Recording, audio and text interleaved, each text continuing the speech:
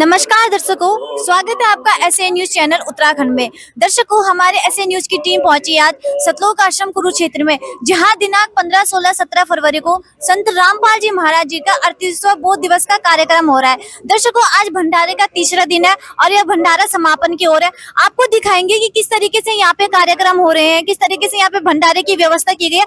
आपको लेके चलते हैं सतलोक आश्रम कुरुक्षेत्र के अंदर पे किस तरीके से संत रामपाल जी महाराज जी के यहाँ पे पोस्टर्स लगाए गए हैं। कितने खूबसूरत तरीके से गीता, वेद, कुरान और बाइबल में एक ही परमेश्वर कौन है, इस तरीके से यहाँ पे पहले से ही आपको प्रदर्शनी दिखेगी। उसके बाद आपको अंदर लेके चलते हैं कि किस तरीके से यहाँ पे व्यवस्था की गई है। यहाँ पे संत रामपाल जी महाराज जी, संत गरीबदास जी महाराज जी का जो 3 दिवसीय अखंड पाठ होता है उसकी वाणी पढ़ रहे हैं।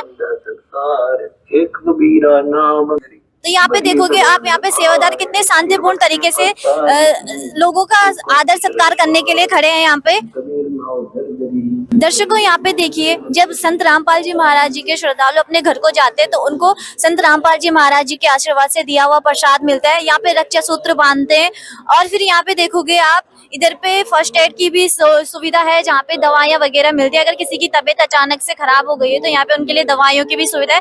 आप देखोगे कितनी अच्छी व्यवस्था संत रामपाल जी महाराज जी के आश्रम में हुई है। यहाँ पे लड्डू राम जलेबी राम का भंडार घर है, वहाँ अंदर से आप देखोगे लड्डू राम जलेबी राम की सेवा हो रही है वहाँ पे।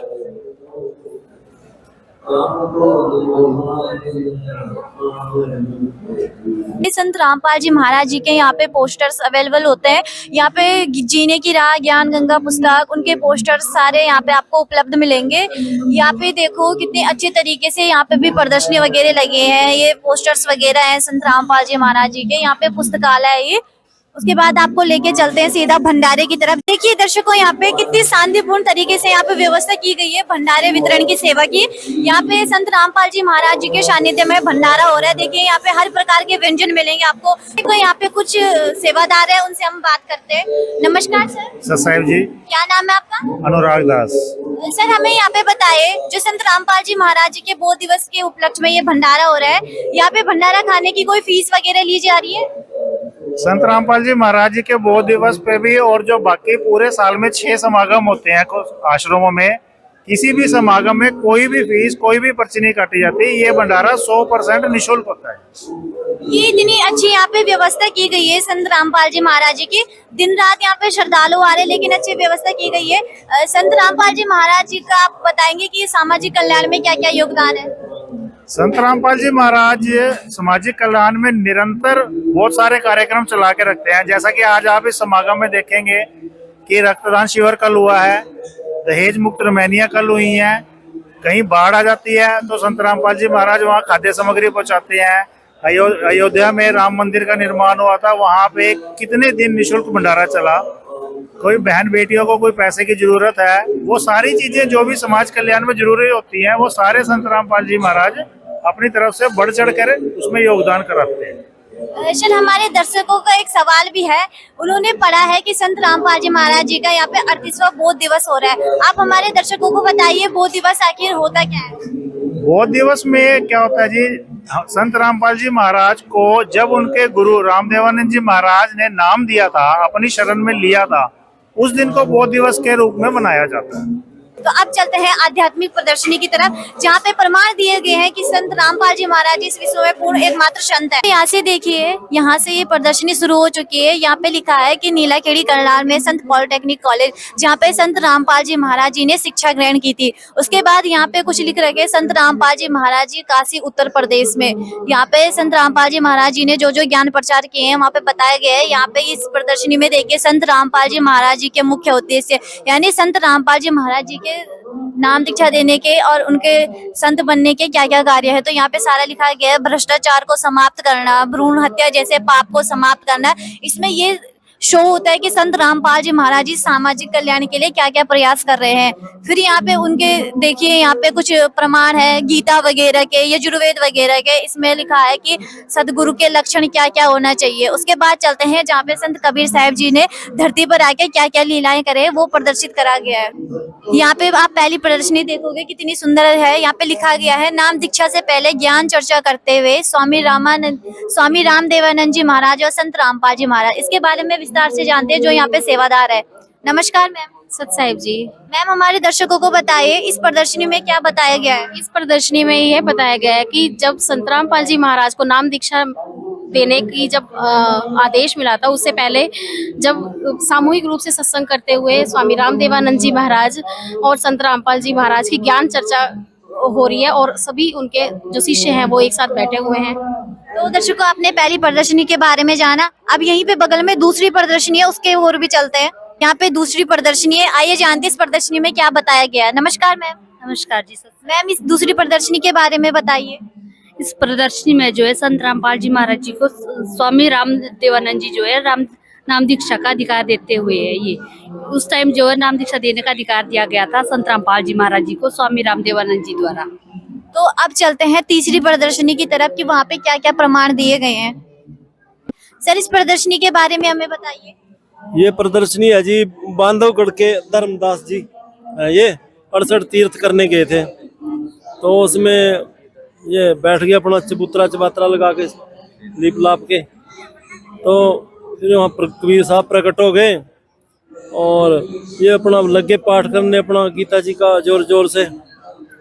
तो इन्होंने कबीर साहब जी ने बोला इनको भी, धर्मदास जी ये तुमने लिपा जो पोता तुमने इसमें कितने जीव मार दिए, स्नान किया उसमें कितने जीव मार दिए, ये तो तुमने गलत कर दिया, तो ये तुम्हारा मनमाना आचरण है, ठीक नहीं है तुम्हारी भक्ति। अरे बस इतना कह के ये अंतर ध्यान हो गया। तो दर्शकों अब चलते हैं, यहाँ पे चौथी प्रदर्शनी लगी हुई है यहाँ पे, तो यहाँ पे बात करते हैं कि इस प्रदर्शनी में क्या बताया गया। आप ध्यान से देखिए इस प्रदर्शनी में कुछ बताया गया है, तो यहाँ पे पूछते हैं कि इस प्रदर्शनी में क्या बताया गया है। सर हमारे दर्शकों को बताइए इस प्रदर्शनी के बारे में क्या बताया गया है। यहाँ जी धर्मदास जी का तला हुआ है जी। धर्मदास जी यहाँ खाना बना रहे हैं। बांधवगढ़ से आई है मथुरा के लिए।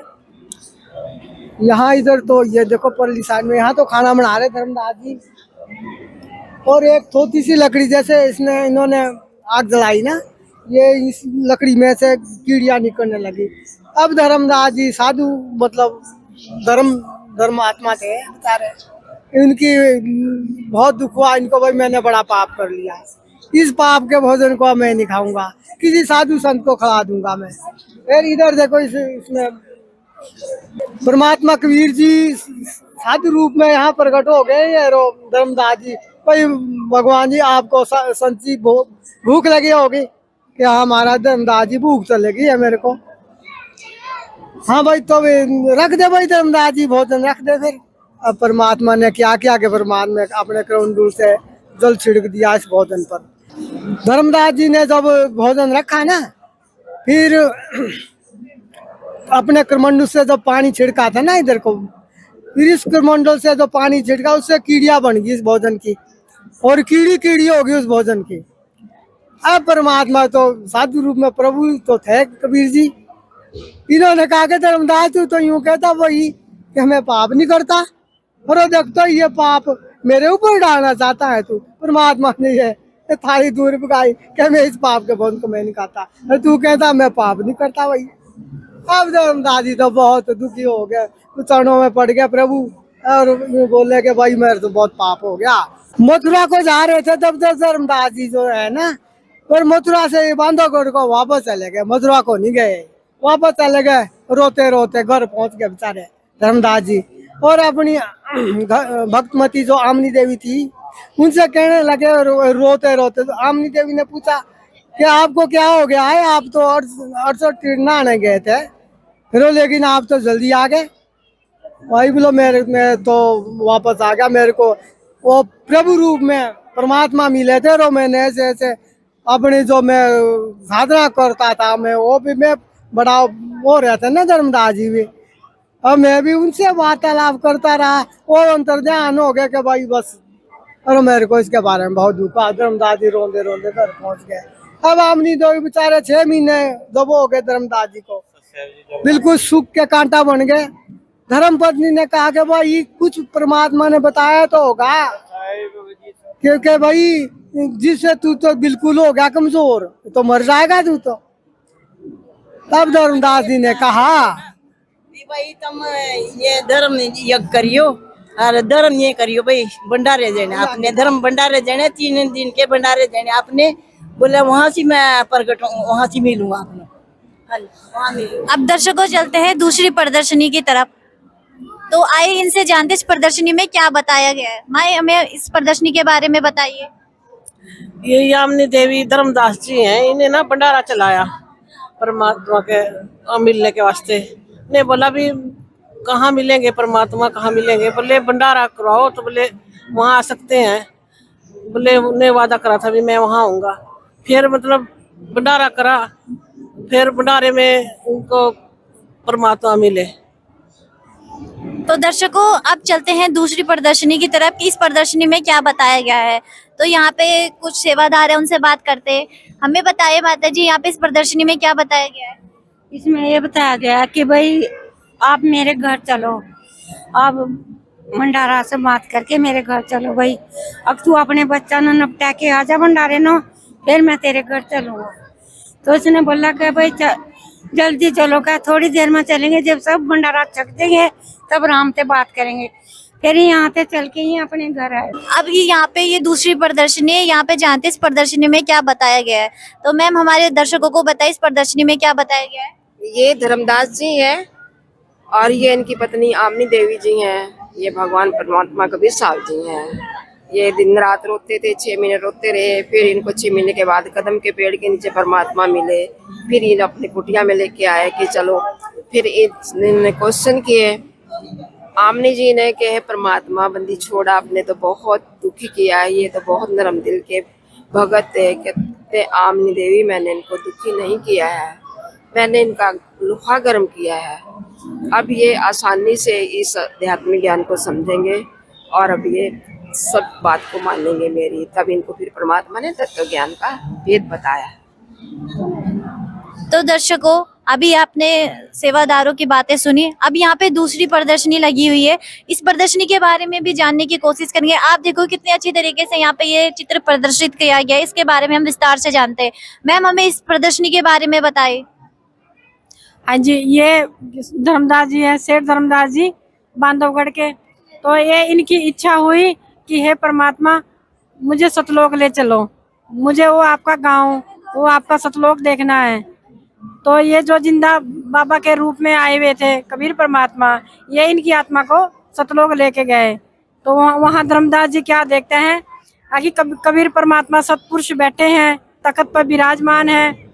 तो धर्मदास जी ने सोचा कि ओहो, ये भगवान है, ये परमात्मा है, और जो यहाँ से गए हुए जिंदा बाबा के रूप में ये कोई इनके नौकर चाकर है। तो ये परमात्मा की लीला थी। तो इनके मन में ये विचार आया कि परमात्मा तो ये है और ये इनके नौकर है। कबीर परमात्मा का सिंहासन से उतरे और वो जिंदा वाला रूप सिंहासन पे विराजमान हो गए और उनके ऊपर चंवर करने लग गए। तो धर्मदास जी ने सोचा कि ओहो, ये तो यहाँ के कोई गण है और परमात्मा तो कोई और ही है। इनके मन में फिर ये विचार आया, तो ये तो गण है और परमात्मा तो कोई और है। तो देखते ही देखते क्या देखते हैं धर्मदास जी कि वो तेजोमय शरीर भी जिंदा वाले बाबा के रूप में समा गया और जो चंवर था अपने आप ही उनके ऊपर होने लगा। फिर धर्मदास जी से पता लगा भाई हाँ, यही परमात्मा है, पूर्ण परमात्मा, दोनों एक ही है। फिर जब उन्हें पूर्ण विश्वास हुआ कि परमात्मा ही कबीर है, तो वो परमात्मा जी उनकी आत्मा को लेके आए धरती पे, मृत्यु लोक पे। तो जब उन्होंने काशी जी में जाके देखा कि वही परमात्मा जो सतलोक में, वही काशी में पूर्ण परमात्मा, तभी इनको विश्वास हुआ। सत्साहेब जी। सर हमें थोड़ा विस्तार से इस प्रदर्शनी के बारे में। हाँ जी, बतलाएंगे। ये सीन उस समय का प्रकरण है। धर्मदास जी एक बहुत सज्जन आदमी थे, धर्म भंडारे करते थे, बड़े पूज्य थे। ये यात्रा में निकले हुए थे। जब ये यात्रा में थे तो ये परमात्मा कबीर जब आए थे यहाँ पर, तो उन्होंने ये रोल किया था अपना धागा बुनने का, और धर्मदास को ये अपना सीन दिखाने के लिए यहाँ बैठे थे। तो धर्मदास को ये सीन दिखाने के लिए अपना विश्वास दिलाने के लिए यहाँ बैठे थे। इन्होंने अपना रोल दिखलाया था कि मैं ये रोल कर रहा हूँ, तब उनको ये ज्ञान दिया था।